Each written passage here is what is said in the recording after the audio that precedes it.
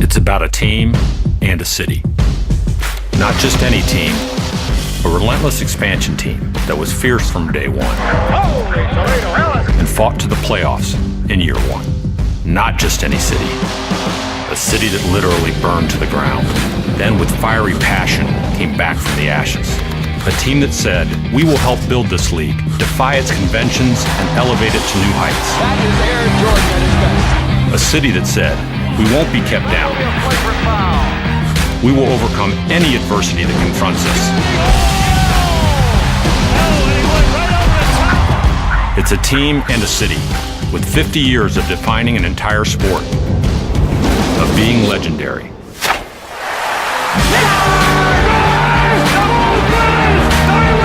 And becoming gold.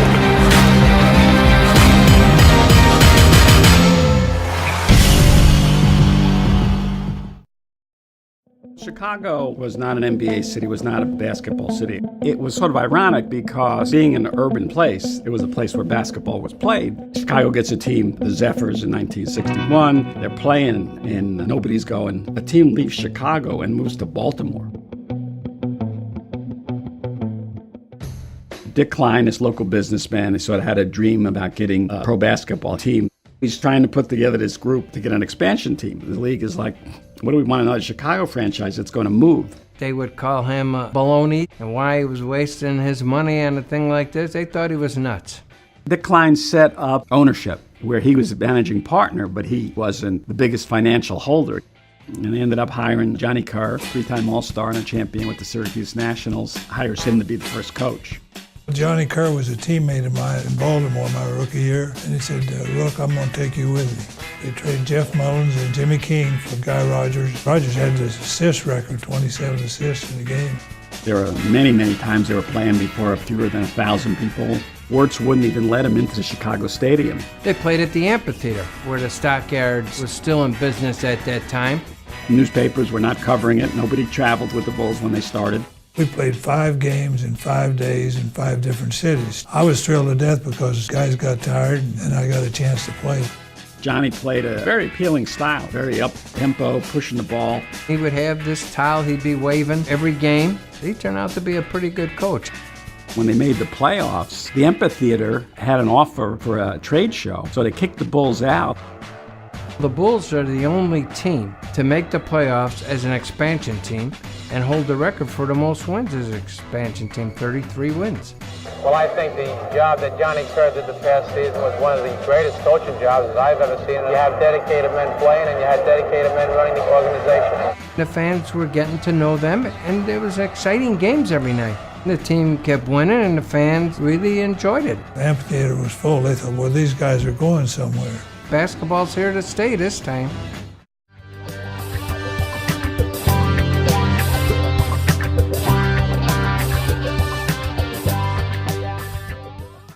The Bulls basically start to put together the greatest unappreciated team in league history. Tough, physical, blue-collar, hard-working, second city type of team. They end up hiring a college coach from Utah, Dick Motta, who's kind of an emotional, hard-driving kind of guy. If you look back, teams are averaging 110 points a game, 115, high scoring, and Chicago becomes sort of unique in that. They become a defensive team. If they can hold you under 100 points, they're going to beat you. Nobody wants to play Chicago. As soon as you're bringing the ball out of the backcourt, Sloan and Van Leer, they're up on you, they're bumping you, they're hitting you. You never had to worry about a person driving down the middle of the lane getting the layup. Jerry Sloan would either take the charge or Norm Van Leer would take the charge. Bowinkle would hit a hard foul. It was a working man's team. They were tough. They wouldn't take anything from anybody. It's amazing how much punishment your body can take if you'll punish it. Some guys can't get across that point. I was fighting for my life and family. It's an appealing community kind of team because of the way they're playing, who the guys are, feisty, playing illegal, they're playing dirty. Chicago fans weren't afraid to yell and scream and pull for their team. We had the greatest fans in the world. They would make visit the team, be on edge the whole game. And Chicago loved our style of play. It pumped us up. They're winning 50-plus games a season in a really tough era. They were in the same conference with Kareem Abdul-Jabbar and Wilt Chamberlain, the two best big guys in the history of the game. The ABA and the NBA merger comes about, and now Chicago has drafted Artis Gilmore. That 76-77 team, led by Gilmore, really kind of was a catalyst for the team. There's Artis Gilmore, 7'2", a 240-pounder, fourth in scoring. 1979, they used to have the coin flip. It was between the worst record in the East and the worst record in the West. The Bulls in the East by then. They lose the coin flip. Magic Johnson goes to the Lakers, and they're back in the draft again, high in the lottery, picking guys like Orlando Woolridge. And they're still in that lottery, and comes 84, and they luck into a guy named Michael Jordan. Chicago Bulls pick Michael Jordan of the University of North Carolina. Michael comes in, he's a college star, he goes to the Olympics, and now it's all these stories of his leaping ability.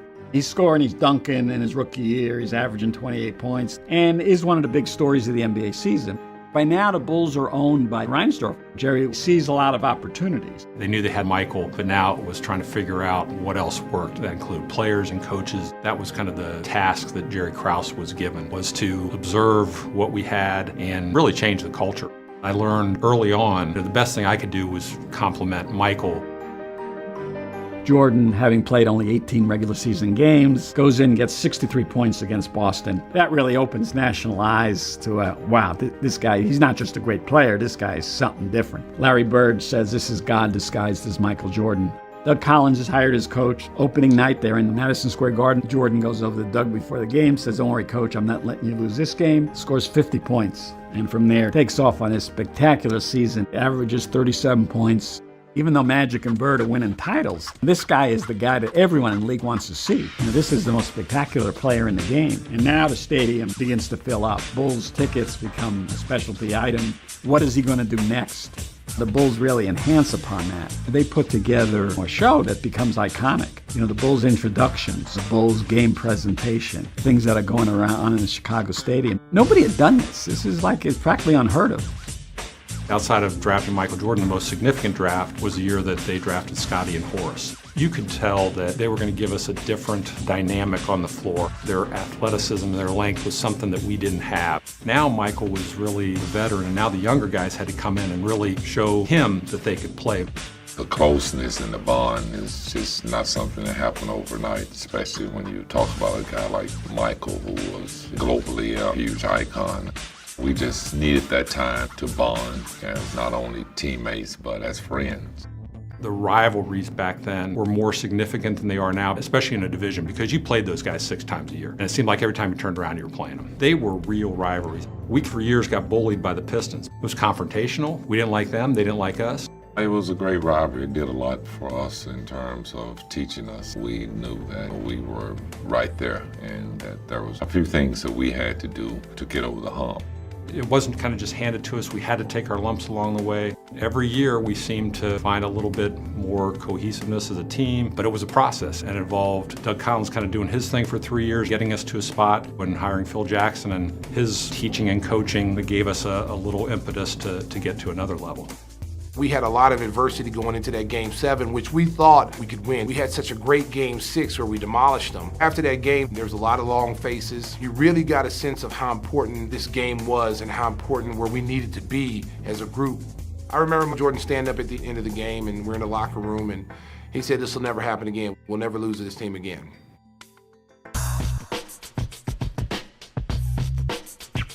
Our belief was, if we can get home court advantage, we can beat the Pistons. As we got into it, we got in a little rhythm and on a roll, and we ended up winning 61 games, and we started to gain some confidence.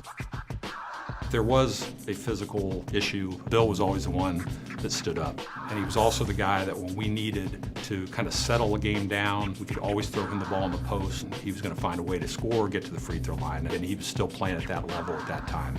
Bill Cartwright, Paxson, those two guys, they were great leaders. They took us young players under their wings. If we weren't eating right, we heard about it. If we were staying out too late, we heard about it. They really had a good, calming force of what we're doing, and they were well respected. We had just had a nice mix of, our starters blended well, guys coming off the bench blended well. One thing that Phil stressed more than anything against Detroit was they're the physical bad boys. They want to beat you up. We're not built that way. Let's show our athleticism, our finesse. You're playing against a team that knows what you're doing and know the difficulties that you're dealing with in terms of learning the offense. Pippen, yes! Time is running out on this Detroit championship era. Chicago Bulls gunning for a sweep. It just absolutely came together in that playoff series against them. And we're set for the start of Game 1 of the NBA Championship Series. We had a lot of jitters and nerves. We were playing against, the world-renowned Lakers. The look away to Livingston. Jordan. Oh, a spectacular move by Michael Jordan. That's 13 consecutive field goals. We welcome you back to the Forum. We didn't really have the fan support. It was a road game for us. We had to come together, the 12 players and the staff that was there, and it was really just up to us. The Bulls lead by 7. Final seconds, Magic's three-point attempt blocked. Pippen comes away with it, and the Chicago Bulls have won their first ever NBA championship.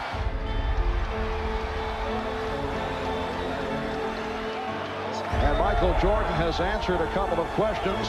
There have been doubters over the years whether a team led by Jordan could win a championship. I want everybody to prosper from this whole event.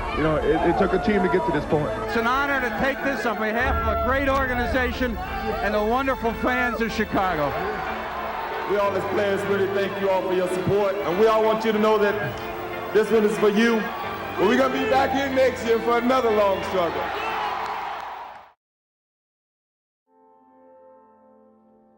When I lose the sense of motivation and the sense to prove something as a basketball player, it's time for me to move away from the game of basketball. He's the greatest player on the planet. The game was different, the rules were different, it was a much more physical league. It was a grind because we had with 3 straight years, the Olympics, Dream Team, and so the pressure of score 30 or more points every night, to go up against teams that are geared to stop you. I don't know if anyone could have ever been able to withstand that. Scotty pretty much put the franchise on his back and showed why he's one of the top 50 players of all time. Got it. Brandon will try and catch it. No, he won't. And won't. No, he won't. I feel like I was still young and still learning and growing and developing in the game. We had just brought in a bunch of guys. When Steve Kerr came in, Luke Longley, and Bill Wennington. We still had Billy Cartwright. Paxson was there that first year, so we had a lot of great veteran leadership.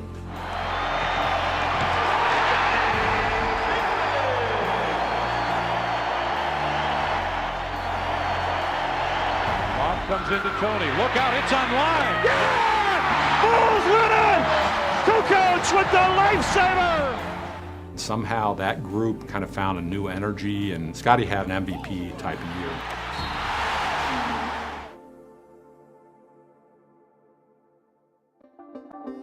The word that Michael Jordan was officially returning to the NBA was made at about 1 o'clock Central Time today.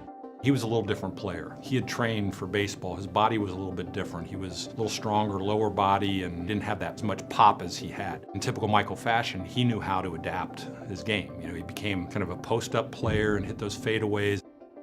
The newness of the building was much more cavernous than the smaller, more intimate Chicago Stadium. I think they grew to love the United Center. Michael played 13 games in a regular season with us, and we made the playoffs. It's all over, and the Bulls' season comes to an end.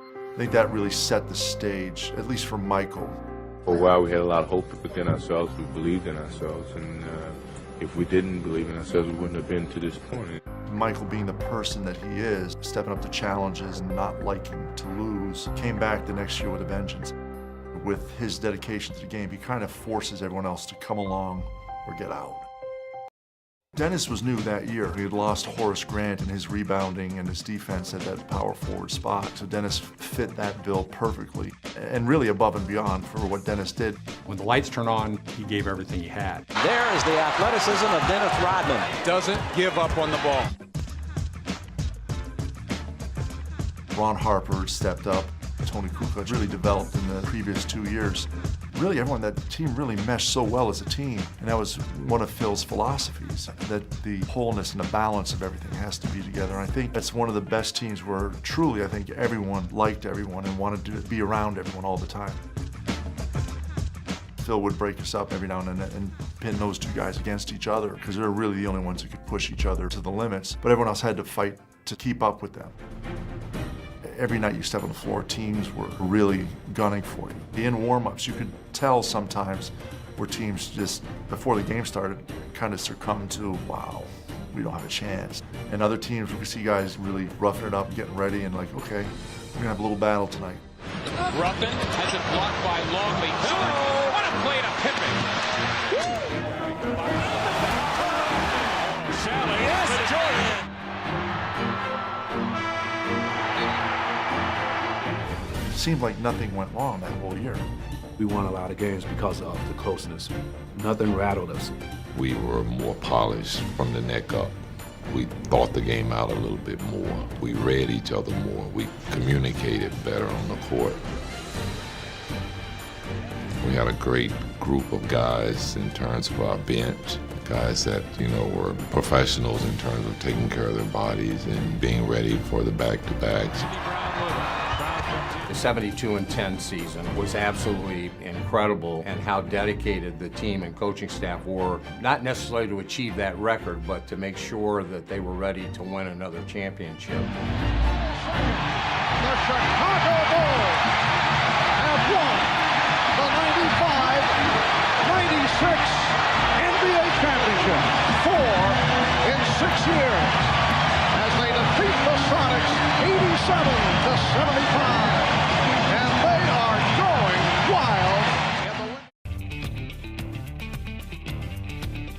That group was completely different than our group. It was more of a rock and roll show. We called it the Beatles with Michael, Scotty, and Dennis. There was always, no matter what time of night you arrived in a city, there'd still be 100, 200, 300 people standing in front of the hotel. People are bringing their kids out just for a chance to see Michael Jordan, Scottie Pippen, Dennis Rodman. I never dreamt of basketball being that important to people's lives. It was just a road show for us, and the road show became really good because we were kicking teams' butt along the way. They had to compete every night because every other team was giving them their absolute best. Some of the criticism was that anybody could win with Michael, and anybody could win with Michael, Scotty, and Dennis. That's not necessarily true. The genius of Phil was his ability to get these guys, even though there were so many stars, to play together collectively with a common goal in mind at the end of the year. That was where Phil was so great. Phil did a real good job in the latter parts of our careers of really holding us back and keeping us hungry for the game. Shot clock at 5. Pippen for 3. Yes. They were smart. They had smart players and guys that knew how to play. It was tough to match up against them. Our stuff worked really well against them, but they had the one guy that could come out there and put you to sleep pretty quick. Just a tremendous competitor.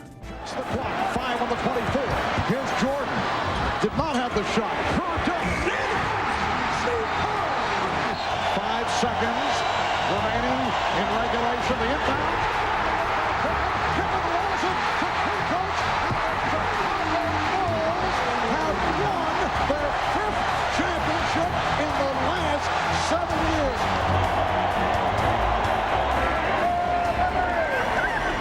I can think of very few, if any, nights where you weren't excited to go into the building because there was so much energy everywhere you went. It becomes a community celebration. Spring in Chicago is built around Bulls games. Jordan trying to beat the clock on the other end. Pull up 3, yeah! Jordan, honestly, he was mentally like he was in 92, 93 again. He was done, and he needed another break. Phil, titles that last season, 97, 98, The Last Dance, and we're going to do this last dance together. Those who were lucky enough to watch had a sense that they were witnessing something special that they may never have a chance to witness again. Here comes Chicago, 17 seconds. Jordan, open, Chicago with the lead. Stockton, Harper's on him. Behind the screen.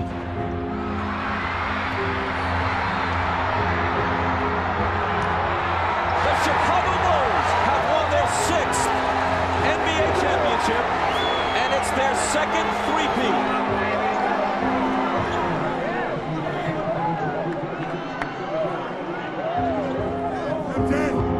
Oh my God, that was beautiful.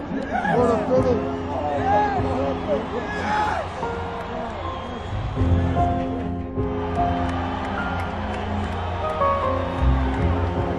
Michael and the Chicago Bulls are why the NBA became a global entity. It really became the most amazing phenomenon in the history of American sports. You've got a great opportunity to step in there and win a city that is crying for a winner. Perhaps you can turn that Bulls thing around. What do you think? Hopefully, I can go in and contribute and maybe turn it around. I'm looking forward to that. Time is running out on the Bulls tonight, and they need to get something going in a hurry if they want to get back into this ball game. Let's move the ball and move it on. That was a thing of beauty right there. Made that one. It's a 3-point game. Boy, is the